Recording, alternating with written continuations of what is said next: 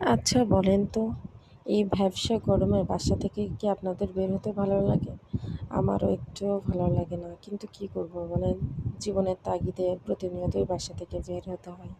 So hello everyone, it's me Shrabani চলে এসেছি একটি নতুন ব্লগ ভিডিও নিয়ে। ইউটিউব চ্যানেলে এটাই আমার প্রথম ব্লগ ভিডিও। আই হোপ আপনারা সবাই আমাকে সাপোর্ট করবেন। তো আসলে আপনারা আমার থেকে কী ধরনের ব্লগ চান? কমেন্টে জানাবেন, আমি সেই ধরনের ভিডিও করার ট্রাই করব। তো আজ আমার প্রথম ভিডিও। আমি আপনাদের সাথে আমার ব্যস্ততম একটা একটা দিনের কিছুটা অংশ আপনাদের সাথে শেয়ার করছি। তো এখন অলমোস্ট দুপুর ৩টা বাজে। আমি আমার শপটাকে ক্লোজ করে আম চলে আসলাম বাসায়। বাসায় এসে মেন গেট খুলেই দেখি যে আমার পুত্র সোনা একদম গরমে অতিষ্ঠ হয়ে উঠোনে শুয়ে আছে ঠান্ডার মধ্যে। তো ওকে দেখলাম যে ও প্রায় ঘুমিয়েই আছে, সেজন্য ওকে আর আমি ডাকলাম না। না ডেকে আমি সরাসরি আমার রুমে চলে গেলাম। আমি আমার রুমে গিয়ে চেঞ্জ করলাম।